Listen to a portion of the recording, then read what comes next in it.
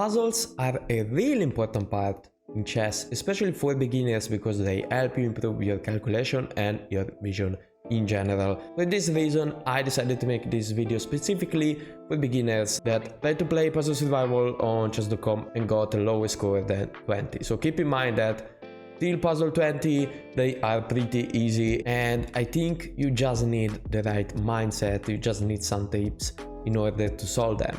So get ready, because I'm going to show you how to easily get to puzzle 20.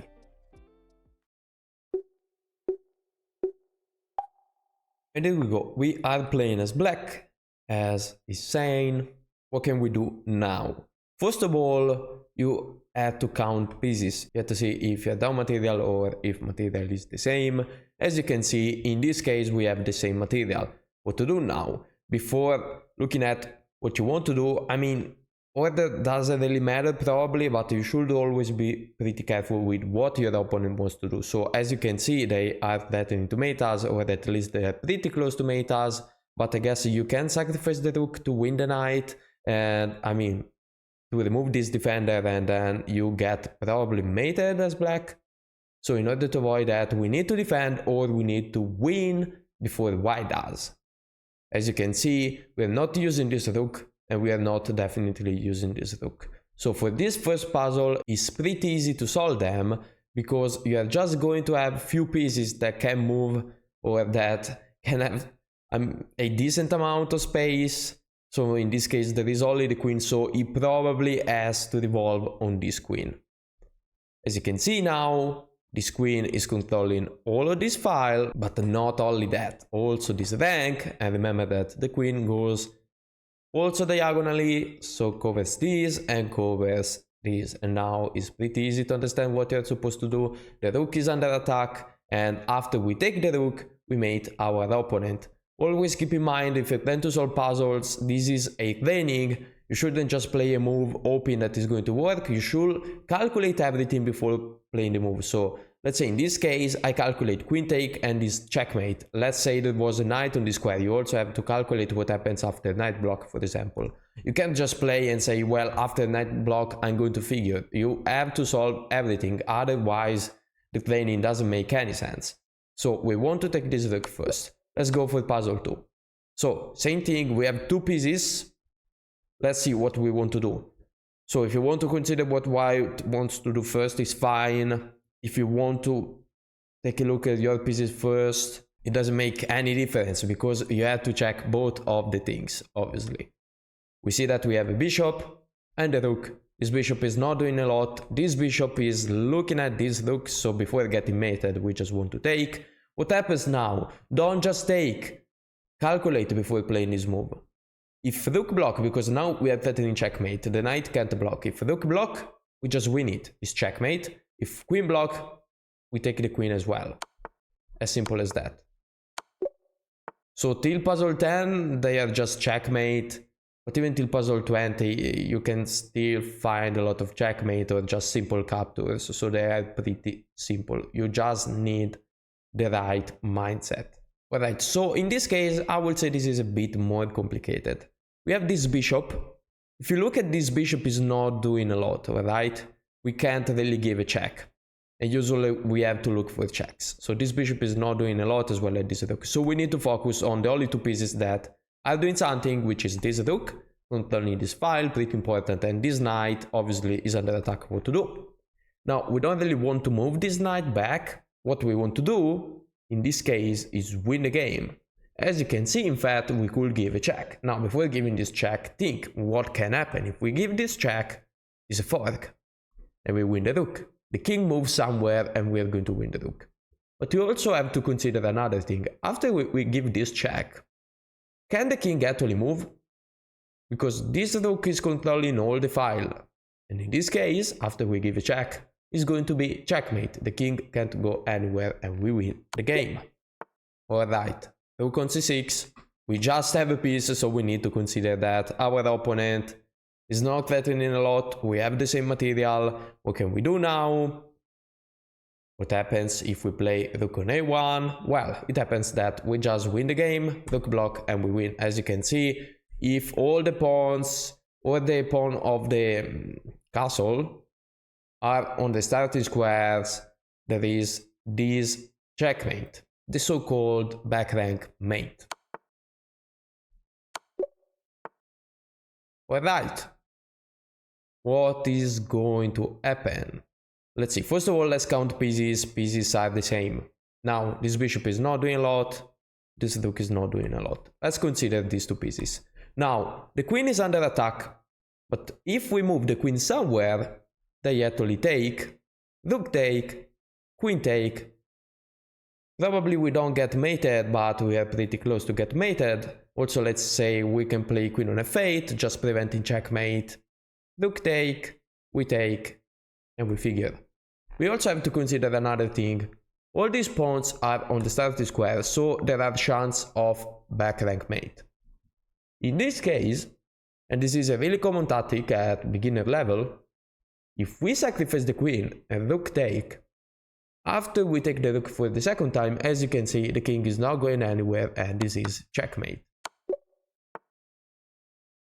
Alright, now this might be a little more complicated, but once again, if you have the right mindset, if you understand how this works, is super easy. We have two pieces, both of them looks like are doing something. What are these pieces doing? And keep in mind that we are down material, so if we are down material, we need probably a checkmate. Usually if you're down material, you need a checkmate. This bishop is defending this pawn, but is doing another thing. He's attacking this one. And usually if you have two pieces that are pretty close together, you should consider what they are doing combined. So in this case, the rook is also attacking the pawn. So as you can see, one defender, but two attackers. What happens if we take with the bishop? We lose the rook. Our rook is under attack. But if we take with the rook, it's check. And guess what?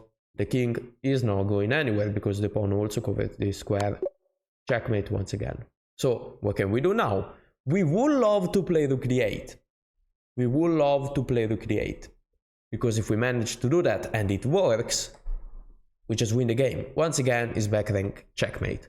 But if we play rook d8 now, the rook can take. This tactic is called reflection. We have to reflect the piece that is not going to allow us to win the game. We can't win the game because the rook is covering the square. So if we remove the rook, no one is going to cover the square. Why? Because after knight take, this is checkmate, and if you take with this knight, this is checkmate as well. So if you think about it, this is pretty simple. Alright, now it starts to get a little more complicated. This bishop looks great, first of all. This bishop looks absolutely nice. A really good piece. And the important thing he's doing is that he's covering all of these diagonal squares. Pretty important, so the king can't escape. So what I would like to do in this case is giving a check so that the king gets mated, because he can't escape on this square. But if you think about it, we can't really sacrifice the queen. If I sacrifice the queen, king take, I give a check, this is not mate, he can run away. Also, I'm just considering these three pieces because the rook are not doing anything, so it has to revolve on these three pieces. So if you think about it, the queen is putting pressure on this pawn, and this pawn is pinned. There is king behind, so if we give a check on this square, the pawn cannot take. And now it gets pretty simple. The only check we can give is with the knight, so knight on g6, the pawn is pinned, you can take, is check, and you can't go on g8, so we win the game because of checkmate. Alright, we are not going to consider this, obviously, it has to revolve onto these two pieces. This rook is putting pressure, but the really important thing is the queen. The queen is attacking this pawn, and also this pawn is not defended. We can take with check, and usually if you take with check is winning. In this case, it's just checkmate. Alright, our opponent is threatening to make a queen, so if the opponent threat is a really strong one, for example a checkmate threat, usually you have to win by checkmate. Otherwise, I mean, you lose the game, as simple as that. So how can we give a checkmate? Well, let's consider the checks. Obviously, we have these two pieces, we cannot give this check. pushing the move doesn't, pushing the pawn doesn't make any sense, we lose the game. The only check we have, and is literally the only one, is knight check. So let's consider what happens after we give this check. We give the check, the rook is covering all the file, the king has to go on a4, is the only square. After that, let's see if we have something else, because it's not checkmate. So what we can do in this case is just rook on b4. Rook on b4, we attack the king once again. The square is now covered by the knight, so the king can't go up. But the king can't even go on a5 because he's defended by the pawn. So this means that he's checkmate in 2. Alright, now we have to consider, I guess, these two pieces. Also, we have down material, so we need a strong move. We probably need the mate in order to win this. I would also consider this rook, because this is the only defender for the back rank, and the rook could actually get on d1 if we manage to remove the knight. So what I would like to do is, giving this check, and let's say the rook is on another square, I'm going to win the game because it's checkmated. The rook covers the g file and the king can't really escape. But right now I can't do that because the rook take. So I need to consider something else. If I move this rook, I'm going to lose this rook, and my opponent has a ton of material. So at this point, let's go back to the previous move. What happens if we take actually? Because I would love to play this move. Can I still play it? I can actually play it. And the point now is that I don't have to give the mate with this knight, because after rook take, I can mate my opponent with a rook on d1. Rook on d1, we give a check, the king can't run away, rook block, and this is checkmate. Pretty simple stuff, as you can see. Alright, two pieces. Our rook is under attack, we are really close to get mated, and we are down material, so we need a checkmate, probably. But how can we do that? How can we do that? If we sacrifice the rook, queen take, as simple as that. So do we have a check? We actually have a check, but how can I say that? Well, it's pretty simple if you think about it, because this rook is controlling all of this file, and the queen is covering all of this rank. If you think about it, and just throwing the arrows to make it simpler, if you want, you could avoid doing that. It's going to be more helpful if you're actually trying to train to not throw arrows, obviously. But as you can see, you know, they meet on this point, on the f2 squares, which means that one of my two pieces could go on this square, because there is one defender and two attackers. The attackers wins. The only check we can give is with the queen. Let's see what happens after that. The king has to move on h1. This bishop is now under attack because we have two attackers, and after we win it, queen take, rook take. This is another back rank checkmate. So check, take, and now mate. Alright, now we just have a queen. We have down a full rook, so it has to be a checkmate. We have, I would say, two decent checks. You could consider this, but it doesn't make any sense. Usually you want to consider, you know, the check that. This then the king even more, so this check and this check. If I play queen on h4, this is the only move. Then I play this and the king probably runs away. So we want to close the king on the h3 square, on this angle. I want to play queen on f4. The king goes on h3, and after that queen on h4, and it is checkmate. Alright. So we have down a piece. Once again, we need a strong move. We need to win at least a piece, but if we can, we would love to keep mate. As you can see, in fact, this king doesn't have a ton of squares, so probably my opponent is pretty close to get mated. I can't play this, and I would love to play this and mate my opponent. Unfortunately, this is not checkmate, because the king can go on g4. So what can we do at that point? I would love to play f5. If I play f5 now, and let's say you move the rook, this is checkmate. Unfortunately, my rook is under attack. The way to avoid this is to give a check, and after the king move, as you can see, we just have to play f5. f5 at that point is going to be checkmate, because I'm covering all of this file, and with the pawn I'm attacking the king, and it's checkmate. Alright, we just lost the queen, so it shouldn't be too hard. What can we do now? Obviously we have to make our opponent, there isn't too much to do. This is also pretty simple because this is the last move. As you can see, the rook are seeing each other. This rook is not defended, so the first move has to be rook take. So let's think what happens after rook take. Rook take will be checkmate if you don't block with the rook. And now all of this diagonal is now free. Always look for checks. All of this diagonal is now free. So after the rook move, we can give this check with the bishop. And it's simple because it's the only piece that can give a check in that position. Only move, we take the rook, and it is checkmate once again. Oh, knight block, I missed that. Missed that move probably because you just lose a knight, which is in fact the but it's playable if you want to get mated a move later, I would say.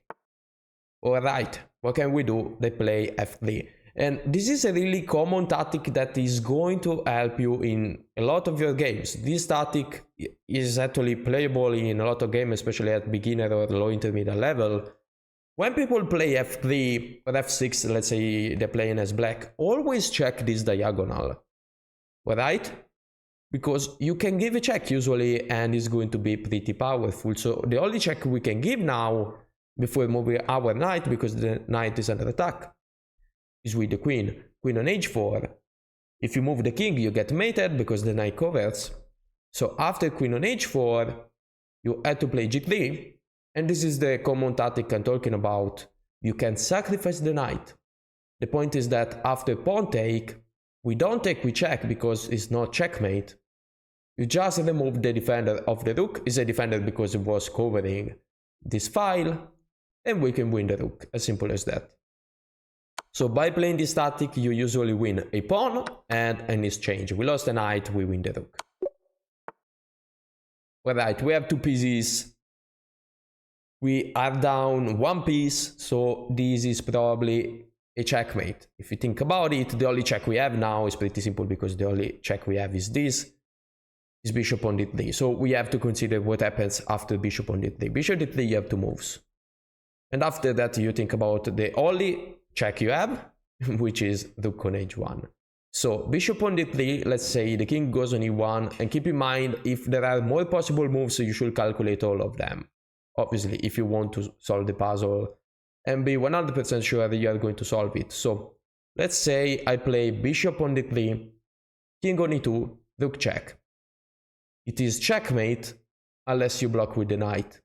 At that point, two attackers, so we can just take the knight with the rook because we give a check. At that point, the king moves, and I could take the rook, but I'm not going to win it.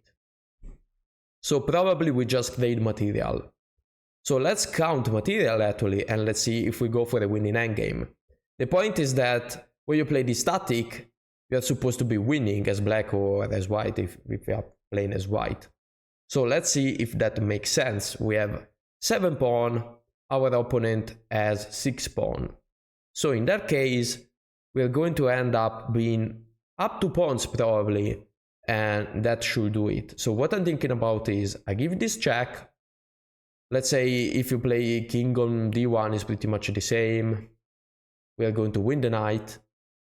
He moves the king. The point we take, we check. So we don't take the rook, we take the free pawn.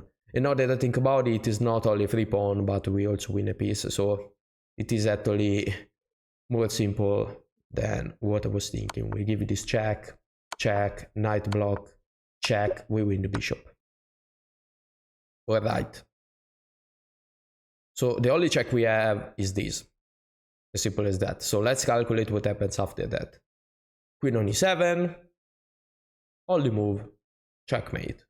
You can't really say these puzzles are difficult. You give a check. Checkmate. Alright. Let's think about it. Do we have a check? Right now we actually don't have a check. So the first thing you consider is if we have a check or not. We don't. Are we down material? No, technically we are up material. Up material. A queen for a rook and one piece. And also we have 2 beautiful pawns. Our opponent in the long run might be able to play this. I mean, maybe just in 2 moves, to be honest. And it could win material, so we want to avoid that. Do we have a strong move? So now we see that moving the queen doesn't make a ton of sense. Moving the rook loses the game. And this is a situation where we can't move our pieces, so we have to consider something else. Can we move the king? It doesn't make any sense. So this point is pretty simple. We just have to consider pawns. Moving these is not going to win us the game. So the only thing I will consider is what happens if I play d4. Yeah, if I play d3. Because after I play d3, we have the discovery on the rook, even though the rook is defended, and we are attacking the bishop. So after I play this, let's say bishop take. Bishop take, we finally have a check, and we win the piece. It should be pretty simple to win the game. So what happens if my opponent doesn't take? Well, in that case, I just give a check, the king move, and I guess we can push the pawns, and in the long run we are going to win.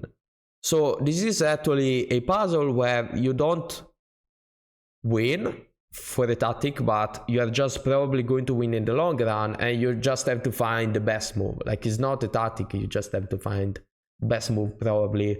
And in this case, I would say this is definitely the best move. So bishop take. Apparently, if you play these, my pawns are too strong in order to be stopped, and also you have this strong check, and you probably are going to lose anyway.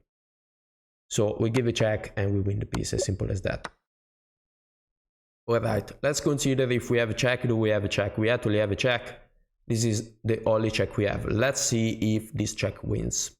Also, let's count material, equal material, which means that if we win the knight after this check, we win the game. But if you think about it, after I take, the knight can cover, and it is defended by the queen. We can't take because the queen defends the rook as well. So we probably need something else. I think this is the right path, because the knight has to block, the knight is pinned. So if you think about it, if a piece is pinned, you should find another way to attack it. At that point we have rook e8, attacking the knight, pinning it to the queen, and also the knight is already pinned. And there is no way to defend it, which means that we are going to win a piece. There is a way to defend it, to be honest. This rook e8 and king on e2. At that point, and this gets harder, the winning move has to be rook take the knight on e3. The rook is defended, so you can take with the king. You have to take with the queen, and at that point we win the rook. At that point you also have to consider this check, but we don't get mated. Yeah, I would say this puzzle is a bit more complicated. I guess it ends with rook on e8, but you should calculate all of the line. I understand this puzzle is hard. It's not that simple. Like, it's kind of simple to see till rook e8, but after that, if you consider everything, it's not so simple to see the rook sacrifice and we win the rook because we are deflecting the queen. So I take with check, knight move, rook e8. Oh, you have to consider everything? No, apparently not, because they didn't play these, they just played a random move. Queen is under attack, but obviously we take with check with the queens, and yeah, I mean, I just up a piece and not getting mated, so king g7. Alright, so this is the last puzzle, puzzle 20, let's see how to solve it. I have 2 pieces, 2 rooks, same material. Let's see if I can mate my opponent, because as you can see, he doesn't have a ton of square. Let's consider the only check I have, which is this. I give a check, and let's consider the moves my opponent has. So if you play king on g8 or king on f8, I just give a check and win the rook. So you cannot touch these 2 squares. What happens if you play this? I'm just going to win the rook. So you cannot touch these 3 squares. This is covered, this is covered. You just have 2 squares left. The point, well, to be honest, just 1 square left, because this square is covered as well. You just have this. So I give a check, king take. Can I give another check? Yes, but not with this rook, obviously. We want to remove as many squares as possible, so I give a check, king take, rook check. The rook on h1 goes to h6. we are covering all of these ranks, all of these squares. We're also covering all of these squares. The pawn covers this square, which means that it's checkmate. So my opponent is probably going to play this and lose the rook. Alright. And we reached the puzzle number 21. So if you guys like this video, please leave like and subscribe. If you are interested in puzzle and maybe more complicated puzzle, you can let me know in the comments, and I'm going to make a video about puzzle from 20 to 30, maybe 30, maybe 50. My record is 65, but I guess if I really spend a lot on puzzles, I could reach 70. But yeah, that's it for today, guys, and see you soon with the next video.